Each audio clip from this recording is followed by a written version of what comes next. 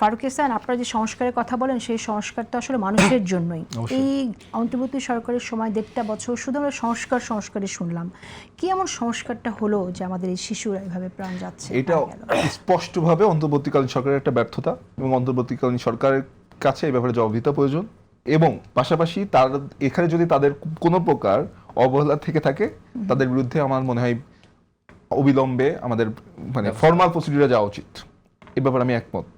এই ব্যাপারে আমি অবশ্যই নিঃসন্দেহে একমত। কারণ আমি যতবার হলো মানে পত্রিকা পড়ি, পত্রিকাতে যেই ধরনের যেই নিউজগুলো যখন আমি দেখি ছোট ছোট বাচ্চাগুলো, তখন আসলে এটা নিয়ে আসলে এবং মানে আমার বর্তমান সরকারের প্রতি আহ্বান থাকবে যে খুব দ্রুত এটার জন্য ব্যবস্থা করা হয়। আর অন্তর্বর্তীকালীন সরকারের সময়ে যারা দায়ী তাদের বিরুদ্ধে নিঃসন্দেহে ব্যবস্থা নেওয়া উচিত। আচ্ছা, সেক্ষেত্রে আপনি কি মনে করেন যে তখন যে স্বাস্থ্যমন্ত্রীর দায়িত্ব ছিলেন তাকেও প্রশ্নবিদ্ধ করা উচিত? অবশ্যই, মানে 1.5 বছর আসলে তিনি কি করেছেন এটা আমরা জানি না। আচ্ছা, তাহলে আপনারা তো অনেক সংস্কারের কথা বলেন, আবারও আমি উল্লেখ করার দরকার নেই, এই অন্তর্বর্তী সরকারের সময় করেছেন, সেই সংস্কারের সহযোগিতাও করেছেন সাবেক প্রধান উপদেষ্টা। তো আমার প্রশ্ন হচ্ছে যে মানে এই সংস্কারগুলোর ক্ষেত্রে তো অনেক বড় চাওয়া যে যেখানে যোগ্য সেই যোগ্য মানুষকে দায়িত্ব দেওয়া হবে। আপনার কি মনে হয় যে সেই যোগ্যতার ভিত্তিতে এই দায়িত্বগুলো দেওয়া হয়েছিল? সরকার সেই দায়িত্ব দিয়েছিল সবাইকে?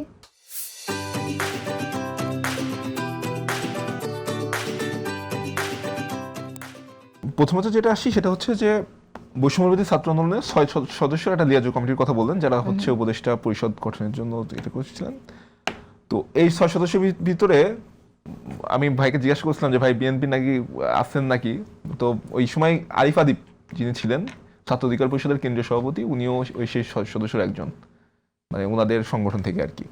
আচ্ছা, এখানে যে ব্যাপারটা ঘটছে সেটা ওটা আপনি মানে ভুল তথ্য দিচ্ছেন। আরিফ আদিব ছিলেন? আরিফ আদিব ছিলেন। আরিফ আদিব ছাত্র অধিকার পরিষদের তৎকালীন কেন্দ্রীয় সভাপতি না, উনি ছাত্র অধিকার পরিষদের পক্ষ থেকে ছিলেন না। তার আগেই ওদের কমিটিটা মেয়াদটা শেষ হয়ে যায়। উনি ওই সময় কোনো পদে ছিলেন না এবং উনি তাকে নিয়োগ দিয়েছিল নাহিদ ইসলাম তার প্রতিনিধি হিসেবে। ছাত্র অধিকার পরিষদ তাকে নিয়োগ দেয়নি।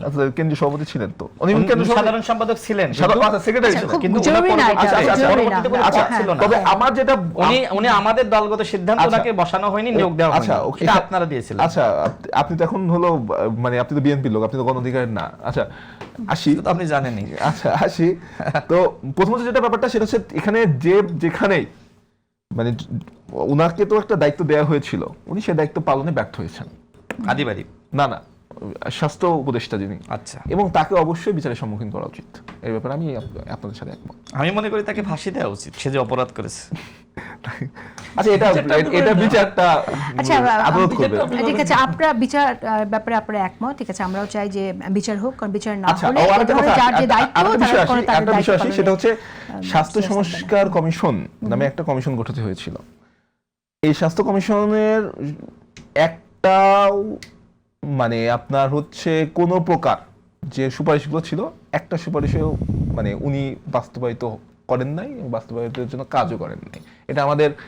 এটা আমাদের জন্য সব থেকে প্যাথেটিক যে ব্যাপারটা, যে আপনারা এনসির পক্ষ থেকে মানে সব পলিটিক্যাল পার্টি মোটামুটি স্বাস্থ্য সংস্কার কমিশনের ব্যাপারে একমত ছিলেন, কিন্তু উনি স্বাস্থ্য সংস্কার কমিশনের ব্যাপারে একদম টোটালি। ওকে, আমরা সহযোগিতা করি বিরতির আগে। সেটা হলো যে ঐক্যমত কমিশন, সেখানে শুধুমাত্র সংবিধান নিয়ে আলোচনা করা হয়েছে। আরো অন্যান্য কমিশনগুলো, তিনি যে বললেন যে পুলিশ সংস্কার অধ্যাদেশ কেন উত্থাপন করা হলো না, মূল সমস্যাটা কি, এইটা আসলে আলোচনাই করা হয়নি। এরকম আরো অনেক বিষয়গুলো, আপনারা যে বিষয়গুলো বলছেন, এই বিষয়গুলো আসলে ওই সময় আলোচনা করা হয়নি, শুধুমাত্র সংবিধান নিয়ে আলোচনা করা হয়েছে। এখন আমাদের বিরোধী শিবিরে যারা আছে তারা কিন্তু এই কথাগুলো বলছে না, তারাও কিন্তু সেই আলোচনায় ওই সময় সম্পৃক্ত হয়নি।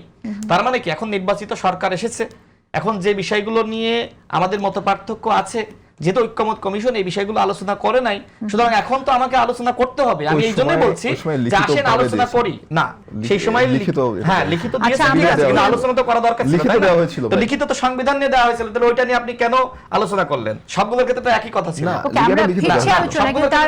আমি ছিলাম তো, আমি জানি।